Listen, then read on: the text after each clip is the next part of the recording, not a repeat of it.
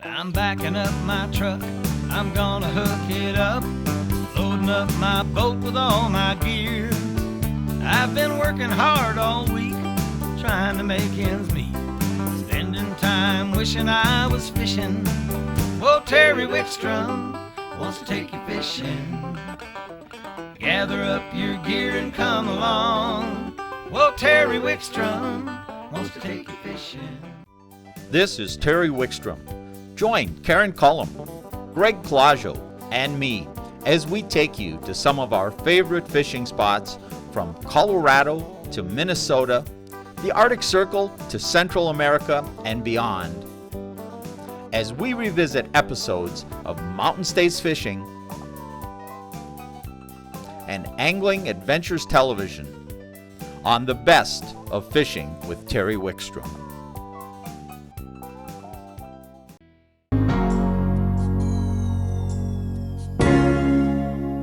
So what do you think? Chase some big fish first? You want to go catch some small fish first? What do you think we should do? I think we should start out the day. We've got to go get some live bait. I think that's where we should start our day first. Yeah. We'll run just offshore, run to a couple islands I know that have live bait on them.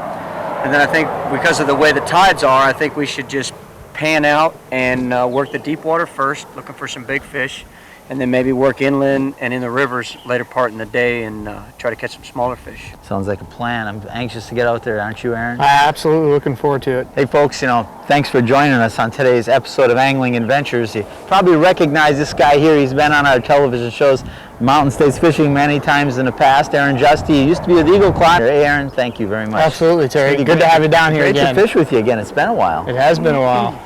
And introduce us to your friend here. This is my friend, Captain Eric VanDemark, who fishes out of Biscayne Bay, the Keys, Flamingo, basically any part of the southern Florida stretch. Well, Eric, I tell you what, we were going to fish Biscayne Bay when we came down for this trip. We were going to split some time, but you thought the weather wasn't going to be so good, so we're here. We're in Everglades National Park. Yes. And we're going to use this to launch the boat. We're not actually fishing up in the Everglades. We're going to take the saltwater off the bay. Florida Bay, is that right? Right, we're going to fish on the southwest corner of the mainland of Florida. We're about 40 miles from the city of Homestead. We're going to launch out of an area, it's called Flamingo. We'll launch right into Florida Bay, which is pure saltwater.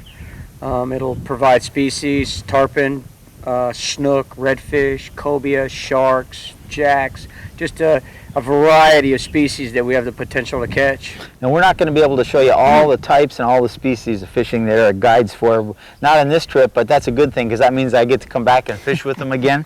What we're going to do, we originally had planned a flat strip actually chasing some permit and bonefish, but we came to some different water because of weather, and we're just going to go out, we're going to use some bait, we may use a fly rod, we're going to do some lures, just chase some different species of fish and show you a little bit about South Florida. Well guys, I think it's time to leave the gators alone back here and get the boat in the water and head out fishing. Sounds like a plan. Let's get in the truck and get going. Let's go for it. So what do you got there? It's called a lane snapper. They're really small. It's a baby. It's kind of like an estuary here. So it's a really small species of snapper. And it's a protected fish, you said? I kind of protect them because there's so few of them. Oh, okay. And they're really hard to catch, keeper size. Now what we're doing here, folks, it's the beginning of the day. Let me get up here with you. So it's the beginning of the day, and you said you typically start out, we're gonna do different types of fishing when we're out with Eric. We may do some fly fishing, we may throw some lures, but we're going to do some bait fishing. We're definitely going to do bait fishing. And you want to catch some bait right away. So what do you have on the end of your hook to catch? All we do is we normally get a block of Manhattan chum, and we buy it at our local tackle store. And then what we do is that Manhattan's ground up fish, things like that. I take a piece of skin out of there and I put it on the end of my hook. So you got a little tiny hook with a little piece of fish skin on it. You got a chum bag out here. We're going to catch some bait. And we're just going to catch pinfish.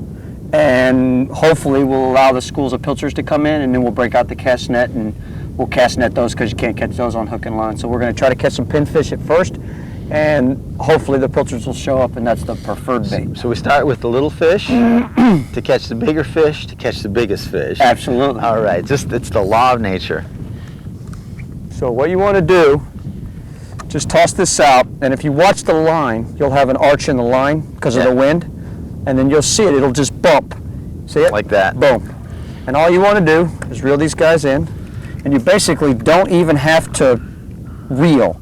If you set your line up just right, And that's what kind of fish is that now? This is called a pinfish. Okay. This is probably the most widely used bait out here. Everything eats these guys. They love them. Tarpon love them, and snook are just their preferred bait.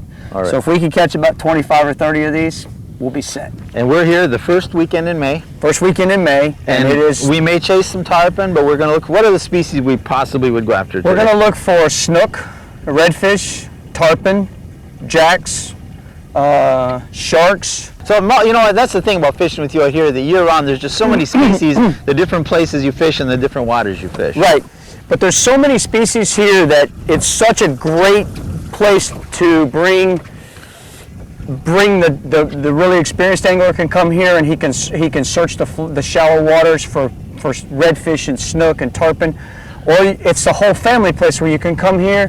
You can bring your kids here and you can catch the bait, and then you can go out and you can catch the jacks and you can catch the small sharks. Well, you know, there's a lot of times you said, we're sitting here catching bait. I tell you what, you get a lot of kids that don't get to fish much. They come out here and they start today by catching the bait like this, and they get excited right away because something's happening. Right, and I found that over time that if you get a chance to really get out here with kids and you get to let them experience this, you get them hooked for a long time, and they really have a passion for, they create that passion for fishing. Oh. And you got to start somewhere, and this is probably one of the best places that you can come to where you can actually know you're going to catch fish. Well, obviously I'm gonna.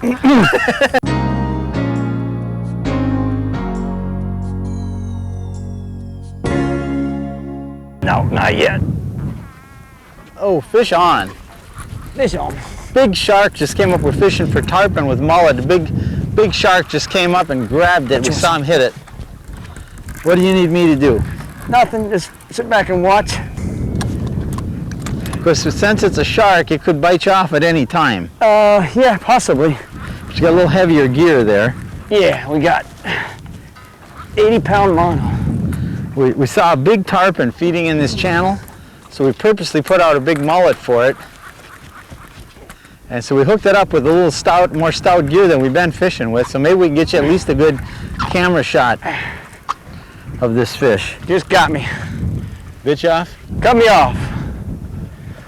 Unfortunately, that's the game that we play. I'll tell you what, a rush though. He was rigging up another rod for me. He gave me the big one that we put out for the tarpon, and I felt the bait start to go, and all of a sudden I watched the water roll as that shark came up and get it, and at the same time we both knew that shark could come up and eat that mullet, and then didn't feel like it was hooked up, and I was going to take this other rod, thought maybe it missed the bait, and he was going to reel it in, and it was still there. It swum towards the boat, but I'll tell you, it's a rush. It's an excitement, never a dull moment. Current's coming from our right, my right, going to my left, which is going inland, filling up Florida Bay.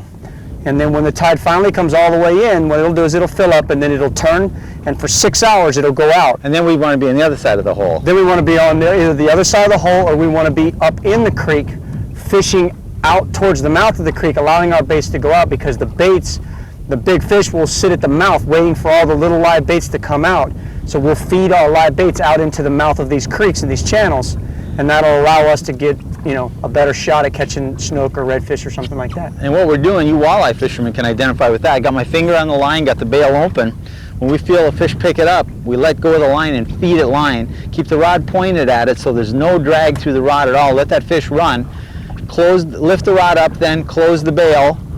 Reel down tight. When the line tightens up, set the hook. We're out here, and there's just anything could be living in that hole. Anything. We have snook out here. We have tarpon out here. We have what they call the Goliath grouper. A lot of people know as Jewfish, which is just a member of the grouper family. They get very big out here. They range anywhere from 6 to 8 pounds all the way up to about 400 pounds. And I want you folks to know that Eric guides for any type of fishing you want to do. You can use lures, you can use bait casting gear, you can use spinning gear, and you do a lot of fly casting. Do a lot of fly casting, depending on what the angler wants to do. Whatever his preference is, we can definitely accommodate him here. We want to show ways that whether you're an experienced angler or not, that you come out with a guide like Eric to this kind of an area, and you don't have to be an expert fisherman to potentially catch the fish of your life or have the trip of your life for at least the year. Right, exactly.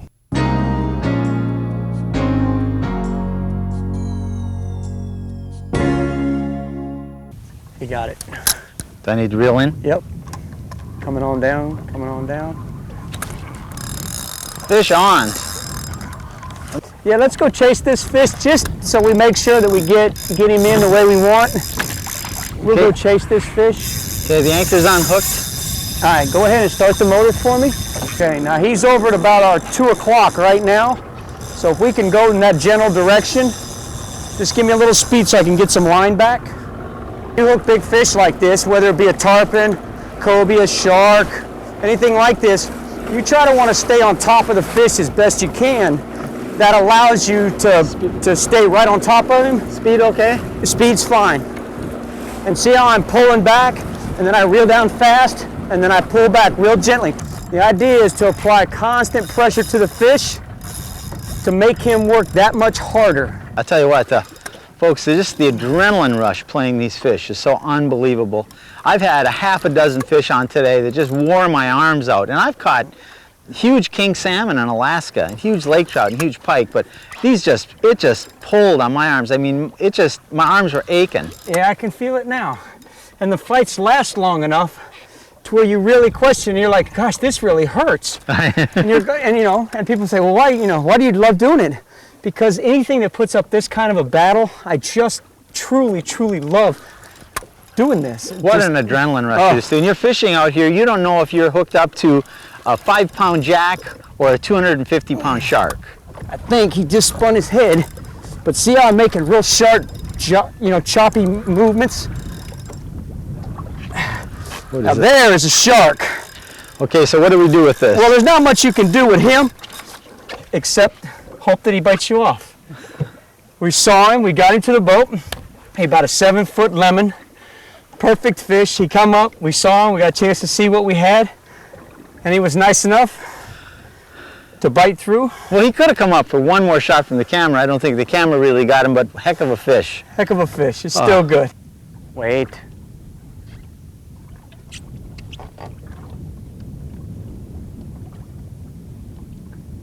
Set the hook now. Fish on. Go.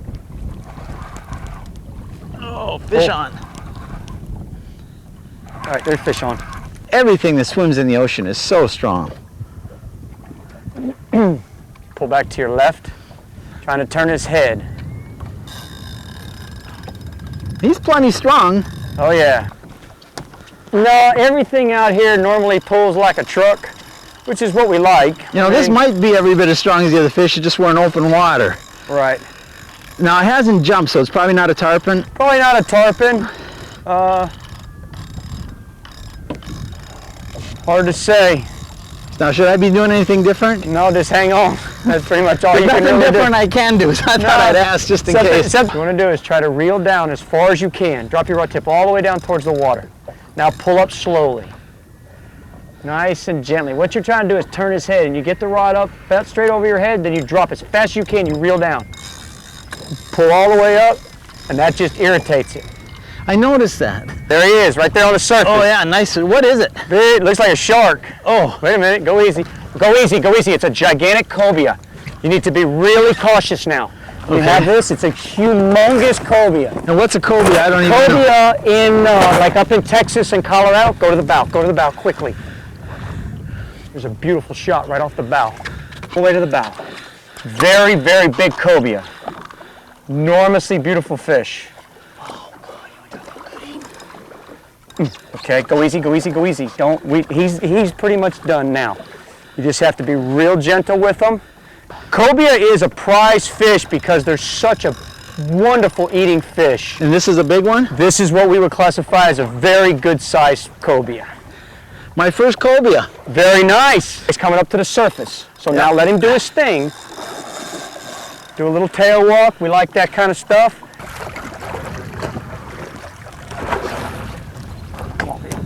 Okay. Oh, man.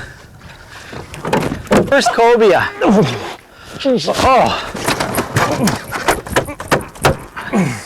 How much does that weigh? I don't know, but it's big. Here, you want me Grab to? his tail. Pull him up. Keep pulling. All the way up on your lap. Now, this is a cobia, also called a ling.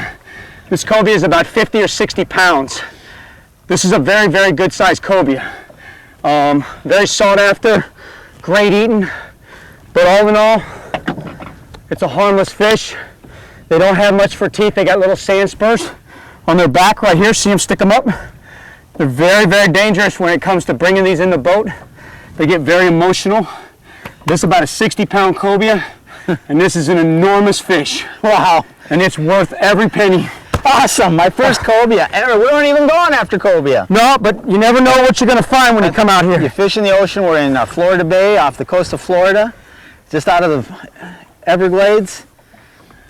Eric VanDemark, chasing snook, redfish, and tarpon, and whatever else will bite. And I lost 4 huge fish already today, and this one I got to the boat, a great cobia. Great cobia.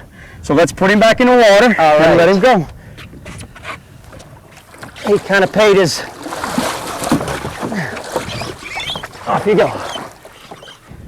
I told I told Eric when I was coming down here, he said, what are we going to fish for? He said, well, tarpon and maybe snook and redfish. But then we're coming out here, he said, there's like 10 million species out here. We never know what's going to bite. We never do know what the 4 we lost in the trees were. No, we have no idea. They were every bit, and I hooked into this. I said, well, this one's nothing. I can turn this. Boy, was I mistaken. It took a long time to get that. You know what, folks? We're fishing the flats or the shallow water off of Florida. We're just outside of the Everglades National Park in the Florida Bay, right? In Florida Bay. And we're chasing whatever will bite. We were drifting some lines back for tarpon at the time, maybe a snook. And all of a sudden, I got tick, tick, tick, and I said, oh, this is, and then it started to fight. And I don't know how long it took me to land that fish, but how big you say? About 60 pounds. 60 pounds, and what does a cobia typically run? The world record's just over 100. Normally out here, we catch them 20 pounds, 25, maybe so that 30. Was substantial. That was for the Everglades National Park. That is a substantially large cobia. I love them. Let's go catch some more. Whether I'm fishing a river in Colorado or the flats off the Florida Keys, one of my most important accessories are my Vision polarized sunglasses. Not only do they allow me to see into the water, see the fish, but they protect my eyes from the intense UV. Vision makes great high-end polarized sunglasses for men and women, and you can avoid the typical retail markup for high-end glasses by logging on to habervision.com and using the member code FISHTECH.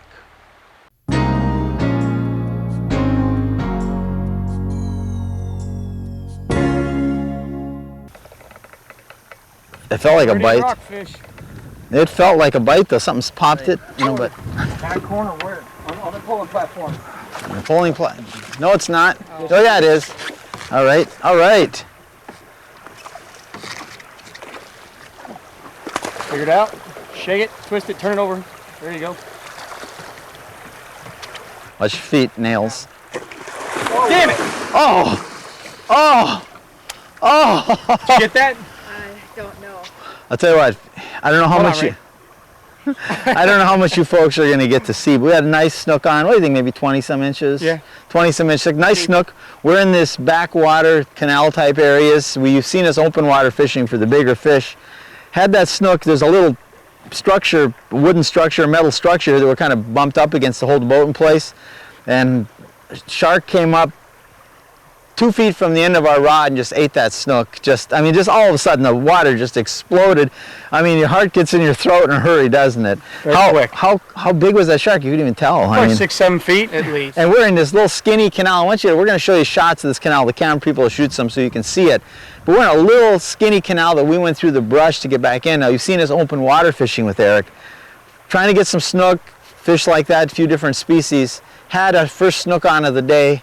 And ended up being breakfast for somebody else. No boomer. No fair. That's just no fair. Oh, unbelievable. Yeah, I tell you, what an awesome day. Yeah, that was a nice day. Yep. I tell you, when we first planned this trip, we were going to do Biscayne Bay, but just thought it was going to be a little windy. You took me down here just outside of Everglades National Park. What a day, my friend. What a day. It was awesome. Oh, I tell you what, folks, I got introduced to fish an area of the country or the world that I never fished before, and it was just, wasn't what we planned to start the way we planned this trip. We were originally going to do Biscayne Bay, and the wind was blowing a little bit, so you said, you know what, I think we can go through Everglades National Park and go out to Florida Bay, is that right? Florida Bay. And we probably catch a few fish. We'll give it a shot. We See what did. happens. And we had a snook come up and get eaten by a shark right Yeah. 2 feet from the edge of the boat. About a 60-pound cobia. Caught a 60-pound cobia, wasn't that something? Sharks, Junefish, Goliath grouper, same thing. saw a bunch of tarpon, Saw a bunch of tarpon. but just a tremendous time. I tell you what, folks, if you're looking to just plan a fishing trip down in the Florida area, if you give this guy a call and tell him what you want to do, I'd be willing to bet that he can put you on the kind of fishing you want to do. Aaron, I want to thank you. It was great for you to set this Absolutely. up, fishing with you My again. pleasure. Anything to help. We got tarpon chasing baitfish right by the boat. And Eric, thank you. Thank you, sir. Tremendous. I tell you, it was just a part of the world that you think you know an area and you just you don't really understand it till you get down and fish it. I mean, we fished some skinny water, a little bit of flats, but mostly we fished the water just off those edges, the little deeper water. Yeah, a little deeper water. We fished in some backcountry stuff, which gives people a variety. You know, they want to experience the Everglades. Maybe they don't want to just sit out in the middle. They want to get up in some of the creeks and the mangroves, and they want to see what this place is all about. You know, there's so much of a variety here, and it gives a little bit for everybody. We spent a lot of time chasing big fish on this trip, and we hooked up with a lot of them.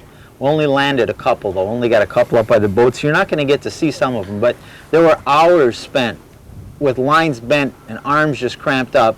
Every one of us spent time, half hour or more, on a fish, maybe in 40 minutes, with our arms bent up. Some of them got to the boat, most of them didn't, but we went with light tackle on purpose.